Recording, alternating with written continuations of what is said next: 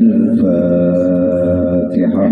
أعوذ بالله من الشيطان الرجيم. بسم الله الرحمن الرحيم. الحمد لله رب العالمين الرحمن الرحيم مالك يوم الدين. إياك نعبد وإياك نستعين اهدنا الصراط المستقيم صراط الذين أنعمت عليهم غير المغضوب عليهم ولا الضالين.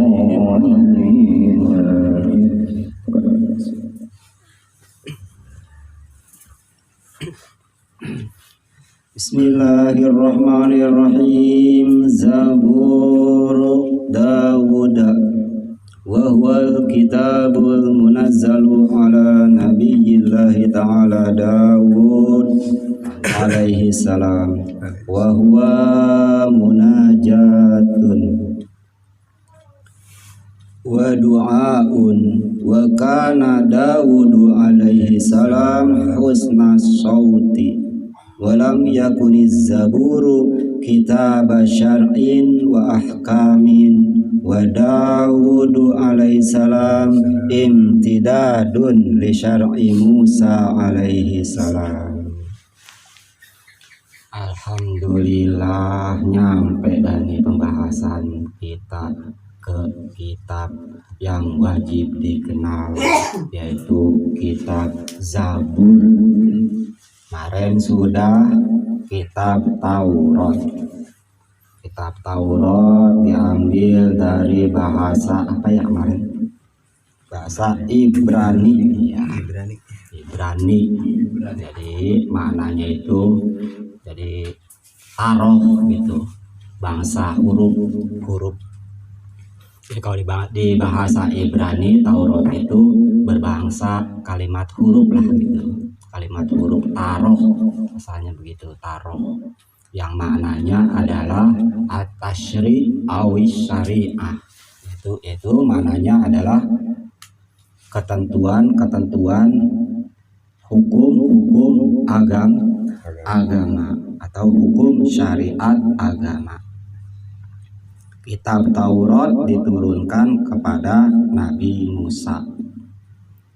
Iman kepada kitab adalah rukun iman yang ketiga. Satu, iman kepada Allah. Dua, iman kepada malaikat Allah. Yang ketiga, iman kepada kitab Allah. Yang keempatnya baru iman kepada Rasul. Yang kelima, iman kepada hari kiamat. Dan terakhir, keenam, iman kepada qada dan qadar atau ketentuan Allah yang baik dan yang buruk. Ya, perlu diulas lagi ini tentang iman. Jadi iman buat ingetan aja, kali lupa. Ya, apa sih iman gitu? Oh, iman tuh artinya percaya gitu kan. Kalau kita tuh kalau ngasih tahu anak-anak tuh iman kepada Allah berarti percaya kepada Allah. Tapi kita kan pengennya tahunya secara rinci, iman itu apa, iman menurut bahasa apa artinya, iman menurut agama atau menurut syariat agama apa artinya. Nah, ini mah ingetan aja buat supaya inget lagi gitu. Jadi ngebet buku lama ceritanya di Ustaz. Ya, ngebet buku lama. Jadi iman itu fil lughah menurut bahasa at-tasdiqu bil qalbi. Nah, jadi sebelum kita masuk ke pembahasan kitab Zabur, kita ulas lagi, ingat-ingat lagi iman, arti daripada iman itu sendiri. Jadi iman menurut bahasa yaitu at-tasdiqu bil qalbi, yaitu membenarkan dengan hati. Pokoknya kalau udah percaya kan, kalau percaya tuh berarti membenarkan kita. Wah, percaya lah tuh saya kalau begitu mah. Ya namanya pohon kalau udah berkembang tak berbuah gitu. Membenarkan. Ada juga pohon yang berkembang tapi nggak berbuah. Itu kembang apa tuh? Kamboja. Kagak ada buahnya. Ada itu. Ada ya? Ada. Oh, ada. Berarti setiap yang berkembang itu kebanyakan ada buah. Percaya dah tuh kita. Iya, membenarkan hati kita. alam dunia ini beserta isinya tidak mungkin ada kalau tidak ada yang menciptakan. Membenarkan itu hati kita, oh iya, percaya dah saya, yakin percaya nggak akan ada ini alam semesta alam beserta isinya kalau tidak ada yang menciptakan. Tahu dah tuh kita dikabarkan oleh Rasulullah. Nah, junjungan kita Nabi Muhammad Sallallahu Alaihi Wasallam yang menciptakan ini semua alam semesta Allah, gitu. Membenarkan datu kita berarti kita iman. Nah, itu iman bahasanya tuh begitu, segitu doang, membenarkan, percaya, udah iman, berarti kita termasuk orang yang beriman secara bahasa. Tapi ketentuan agama, ketentuan syariat agama lebih luas lagi, bukan hanya sekedar percaya atau bukan hanya sekedar membenarkan di hati saja. Wa fi syar'i, dan iman menurut syariat agama huwa al-i'tiqadu bil qalbi, yaitu meyakini, menekadkan, yakin sebenar-benarnya dengan hati. Wal iqraru bil lisan, terus mengikrarkan, artinya mengucapkan itu dengan lisan. Apa ucapannya? Asyhadu alla ilaha illallah wa asyhadu anna Muhammadar Rasulullah. Saya bersaksi bahwa tidak ada Tuhan selain Allah, dan saya bersaksi bahwa Nabi Muhammad itu utusan Allah. Mulut ngucap, hati membenarkan atau meyakini. Cocok dah tuh lidah sama hati, udah kompak.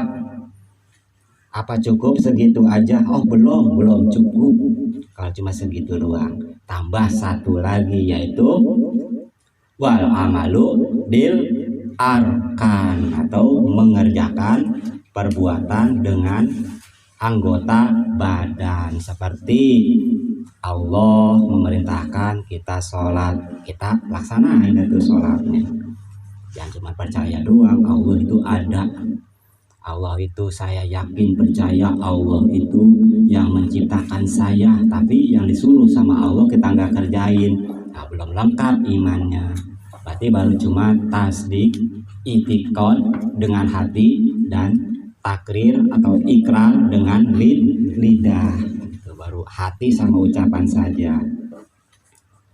Wakila, dikatakan, ada dikatakan nih, ulama mengatakan man syahida wa amila walam ya'taqid fahuwa munafiqun. Siapa orang yang bersaksi dan beramal, dia bersaksi nih, asyhadu an la ilaha illallah wa asyhadu anna Muhammadar Rasulullah, mulutnya bersaksi, terus mengerjakan sholat, dia kerjain sholat 5 waktu dia kerjain. Walam ya'taqid, tapi di hatinya tidak meyakini. Nah, ini hatinya kosong tuh, nggak ada keyakinan. Saya mau ngomong doang itu, saya sholat juga cuman ya lah, supaya kelihatan dikata orang Islam, tapi hati saya mah kan begitu modelnya tuh. Fahuwa munafik, orang itu dikatakan orang munafik. Al-Quran juga udah jelas ya, menjelaskan tentang orang munafik. Jadi begitu ketemu Nabi mah, ya Nabi Allah Muhammad, saya iman gitu. Diajak sholat juga dia sholat. Ketemu orang kafir, tadi mas saya lagi aja itu, baru-baruin doang. Wah, itu orang munafik. Ada lagi waman syahida walam ya'mal wa'taqada fahuwa fasikun. Siapa orang yang bersaksi tapi nggak beramal, syahadat udah gitu, bersaksi secara lisan, secara ucapan, tapi tidak beramal, Tapi di hatinya mah yakin bahwa Allah itu ada, Rasulullah itu utusan Allah, Kangjeng Nabi Muhammad itu utusan Allah, alam semesta ini berserta isinya tidak akan ada kalau Allah tidak ciptakan. Yakin. Lidahnya juga ngucapin asyhadu alla ilaha illallah wa asyhadu anna muhammadar rasulullah, tapi tidak beramal. Ya seperti tadi, salat enggak, ngaji enggak, itu puasa enggak. Ya jadi datu Islamnya di nama bulan bin bulan, agama Islam, tempat tanggal lahir Bogor. Wah, KTP ya itu mah. Iya, jadi Islamnya cuma di situ doang berarti. Nah, itu dikategorikan orang itu fasik. Apa? Fasik. Fasik itu apa? Kemarin sudah. Fasik itu orang yang tidak mau menerima kebenaran. Artinya yang benar aja disalah-salahin deh itu. Jadi salah terus gitu. Orang fasik. Waman akhola, nah selanjutnya waman akhola bi syahadati fahuwa kafirun. Orang yang kosong dengan syahadat, artinya hatinya kagak yakin, mulutnya juga kagak mau ngucapin, amalannya ya udahan. Nah ini orang dikategorikan orang kafir. Naudzubillahi min dzalik. Udah, berarti pembahasannya udah rapi. Kalau udah juga. Apa lanjutin? Lanjutin sampai pagi. Lanjutin sampai pagi. Waduh. Berarti kopinya nambah lagi. Santai. Masih ada dua renceng. Ya berhubung tadi udah dibaca tuh Zabur, kan udah dibaca ya. Kalau dibaca ya terusin berarti. Jangan dulu udah. Nah ini selanjutnya pembahasan kita yaitu tentang kitab Zabur. Zaburu Dawuda wa Injilu ala Isa wa Furqanun ala khairil mala. Zaburu Dawuda, lapat Zaburu Dawuda, wahwa bermula lapat Zaburu Dawuda, lapat Zabur, Alkitabu Al-Munazzalu, yaitu kitab yang diturunkan ala Nabiyillahi Ta'ala, atas Nabi Allah Ta'ala Dawud alaihi salam, yakni Nabi Dawud alaihi salam. Nabi Dawud ini ke atas-atasnya, ketembusnya ke Nabi Ishak bin Ibrahim alaihissalam ya Ustaz. Nabi Dawud bin siapa tuh bin pokoknya ke atasan tembusnya ke Nabi Allah Ibrahim alaihi salam. Nah, Nabi Dawud ini punya putra namanya Nabi Sulaiman. Nah, Nabi Dawud ini dikasih mujizat berupa kitab Zabur. Selain mujizatnya kitab Zabur, Nabi Dawud juga diberikan mujizat berupa kepandaian, kepintaran di dalam perbesian ya. Iya, pandai besi. Dan itu besi bisa dilumerin sama Nabi Dawud. Tahu pakai apa caranya itu. Sedangkan dulu kan belum ada mesin, belum ada alat canggih seperti sekarang untuk masak, melelehin logam besi, sehingga tuh besi bisa dibuat baju sama Nabi Daud, baju perang, terus buat pedang, senjata bisa Nabi Daud. Itu mujizat, salah satu mujizat dari Nabi Allah Daud alaihissalam dari Allah Subhanahu wa taala. Jadi selain mujizatnya kitab Zabur, yaitu Nabi Daud juga sebagai seorang pandai besi lah gitu ya. Nah, kitab Zabur ini wa huwa munajatun wa du'aun. Jadi kitab Zabur ini adalah kitab munajat, kitab doa. Isinya munajat dan doa. Kemarin udah nanya kita tembusannya munajat apa sih sama doa, ini perbedaannya Ustadz. Iya, kalau Ustadz menjelaskan munajat itu sama doa, cuman bedanya kalau munajat mah diem-diem, kagak banyak orang tahu. Nah, kalau doa mah rame-rame gitu, bacanya juga keras. Ya, Allahumma anta salam wa minka salam, bukan sering tuh kita baca tuh itu doa. Nah, kalau munajat mah diem aja gitu, nundukin pala. Gitu, bisa diartiin begitu. Tapi ada juga kalau kata tukang ilmu nahu mah ini munajat sama doa, jadi dia juga karena munajat ini wawunya tuh wadua, wawunya atop li tafsir katanya, jadi maknanya ya doa gitu. Tuh cuma lebih dalam ke munajat gitu. Kalau doa secara umumnya, saya mau bermunajat ke Allah Ta'ala, saya punya hajat ini, kan begitu bahasanya tuh. Kalau misalkan saya mau berdoa sama Allah punya hajat, kan rasanya kurang pas, kurang mantap gitu, kurang mantap. Tapi kalau bahasanya saya mau munajat antar malam biar mulai sholat hajat sekalian dari hati ini udah niat begitu kan bahasa pasti munajat. Tapi kalau misalkan ke temen, makanya doa banyakin, kan doa tuh jadinya. Iya, jadi ibaratnya lebih halus gitu kalau munajat. Jadi kitab Zabur ini isinya adalah munajat dan doa atau permintaan, permohonan kepada Allah Subhanahu wa Ta'ala, memohon akan keridhaan Allah dan memohon pertolongan Allah. Kan intinya mah itu kita mohon keridhaan dan mohon pertolongan. Biar ditolong terus, lagi susah ditolong, hilang susahnya, lagi sedih ditolong, hilang sedihnya, jadi girang kan gitu.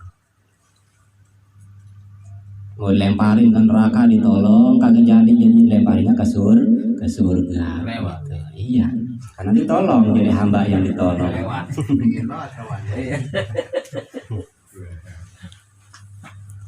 Wa kana Daud alaihi salam husna sauti.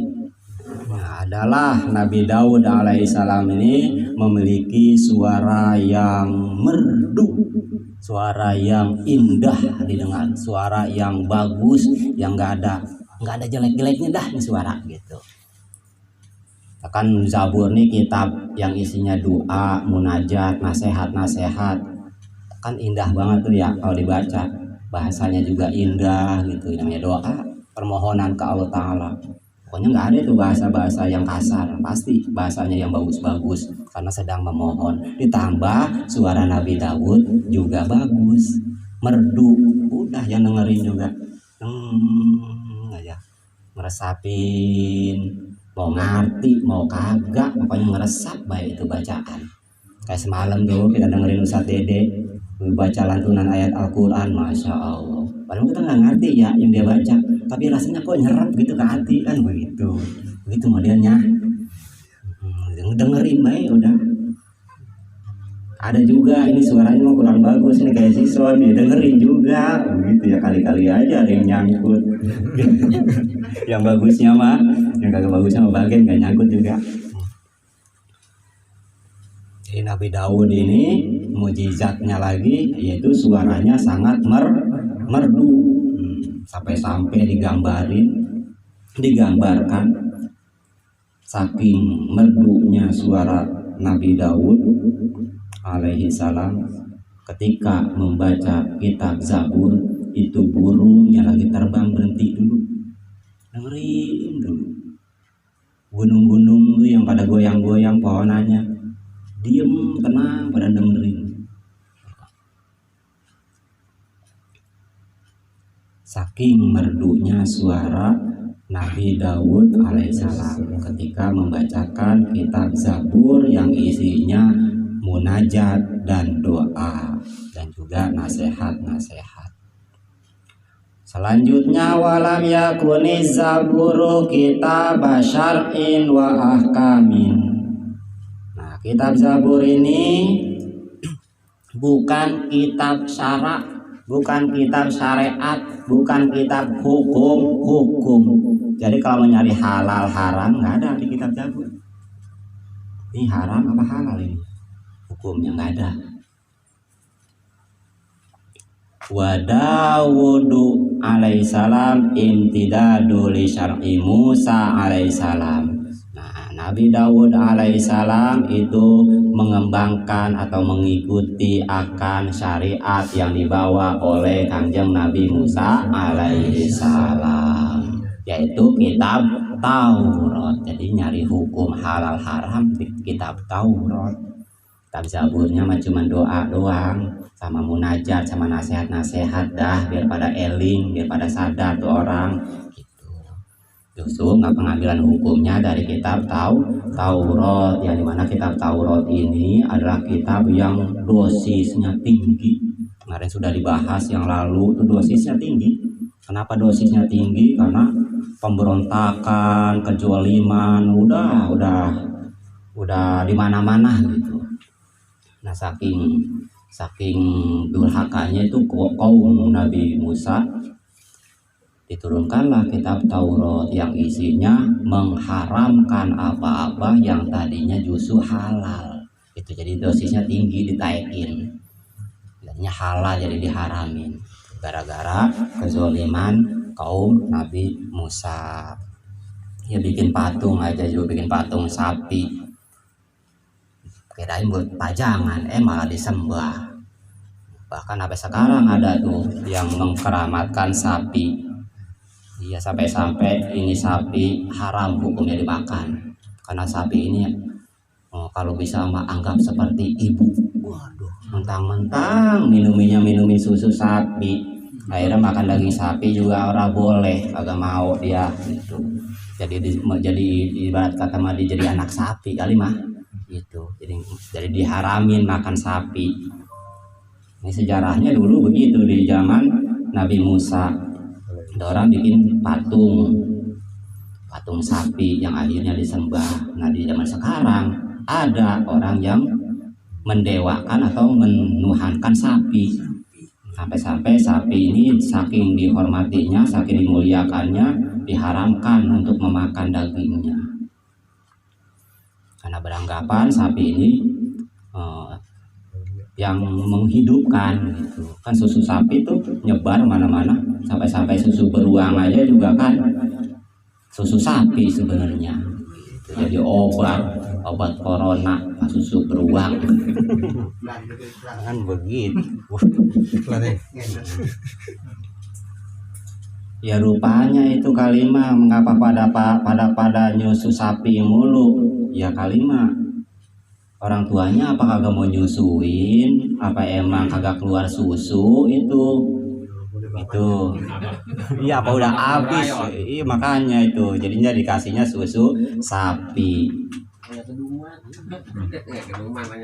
Kan kagak telaten nyusuin anak mah begitu katanya, ada yang begitu. Emang kagak keluar susunya ini mah mau diapain sih, emang udah biarin apa biar nyusu sapi aja kan begitu. Ada lagi emang dasarnya kagak mau kali mah. Enggak ada di Taurat mah ya. Kagak ada ya. Begitu tadi tuh. Iya. Yang ada yang nyembah sapi itu. Jadi saking berlebihannya itu sampai sapi akhirnya disembah. Nah, ini ada faidatun bermula ini yaitu satu faidah. Az-zaburu yang zuburun. Nah, zabur nih kalimat jamaknya adalah zubur. Sama tuh rasul satu utusan. Kalau rusul banyak rasul atau banyak utusan atau rasul. Nah, ini zabur jamaknya zubur. Jadi mengikuti wazan fa'ul terus jamaknya fu'ul. Wazan apa wazan ya? Naon artina wazan? Timbangan. Nimbang. Setiap wazan, setiap timbangan ada mauzun. Naon artina mauzun? Anu ditimbang. Pokoknya setiap ada timbangan ada, pasti banget ada yang ditimbang, ada patokannya. Jadi ini patokannya Zabur, yaitu faul. Makanya sama datu Rasul. Terus jamaknya Zubur, yaitu fuul atau rusul. Rusul tuh atau Zubur jadi mauzun, fuul wazan. Gitu ada patokannya. Pak beli jeruk sekilo, timbangannya enggak ada. Ini bagaimana? Kira-kira aja. Lah, bagaimana? Ribet ya. Ya, memang biasanya kalau sekilo berapa biji? Aduh ribet dah udah begitu mah. Nah, pasti banget harus ada timbangan supaya jadi sekilo. Nah, udah ada timbangannya, ada jeruknya yang ditimbang. Pasti ikin dah tuh sekilo, teng dah. Mana tengnya? Mana aja dah terserah, mau ke sini mau kemana gitu terserah. Tuh yang penting mah udah ditimbang sesuai dah tuh ukurannya sekilo, nggak lebih nggak kurang. Ini mah ada orang yang ngurangin timbangan, ngakal-ngakalin. Ini sekilo, padahal mau belum kagak nyampe sekilo. Gitu, timbangannya diakal-akalin. Repot dah udah begitu mah. Wa maknahu dan maknanya Zabur. Ya, lanjut aja nih ya. Jadi aprak-aprakan ngomong kalau nggak dilanjutin. Wa maknahu dan maknanya Zabur al-kitabu, yaitu al-kitab atau tulisan-tulisan. Kitab kan tulisan tuh. Tulisan yang tersusun. Tulisan dari mana? Ya tulisan dari Allah yang berupa wahyu yang disampaikan melalui malaikat Jibril.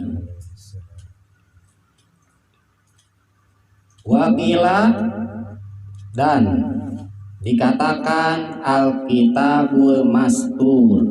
Nah, jadi ada nih ulama mengatakan Zabur ini adalah kitab Mastur. Pakai to ya, bukan pakai ta. Kalau pakai ta mah jadinya ntar Mastur yang ditutup. Ini mah Mastur tuh kita beliin susah banget ya. Malam aja kita belajar mau Ustaz Dede susah banget yang ngucapin itu ribet banget ya. Pokoknya itu maksud kita ini dah pokoknya, bukannya tak, yang artinya adalah yang diindahkan atau yang di dalam kitab Zabur ini kosakatanya, kalimat-kalimatnya ini indah gitu. Bahasa-bahasanya indah.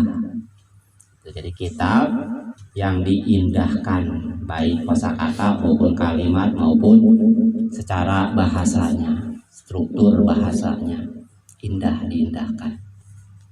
Ya udah indah kalimatnya, indah susunan kata-katanya, indah bahasanya, indah maknanya. Nabi Daud indah suaranya. Wah, bikin aja boleh jadi itu burung lagi terbang diam dulu. Didengerin dulu saking enaknya. Waqila dan dikatakan huwa kitabu wa huwa kullu kitabin yas'ubul wukufa alaih minal kitabil ilahiyah. Ini maksudnya ilahiyah kali ya Ustaz? Kurang lam ya, ilahiyah ya, kurang lam.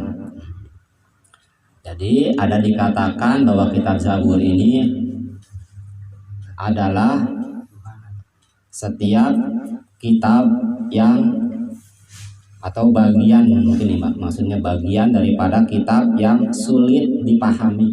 Maksudnya maknanya saking dalamnya gitu, saking indahnya itu kata-kata gitu, kalimatnya tersusun rapi sehingga menjadi sulit dipahaminya gitu. Makanya bagusnya bukannya tentang hukum gitu, tapi ini mah tentang doa dan munajat. Coba kalau misalkan tentang hukum, ya takutnya ntar malah pada ngaco, salah paham gitu. Bisa jadi begitu ya Ustaz kira-kira. Kitab Zabur ini merupakan juga kitab ketuhanan minal kutubil ilahiyah.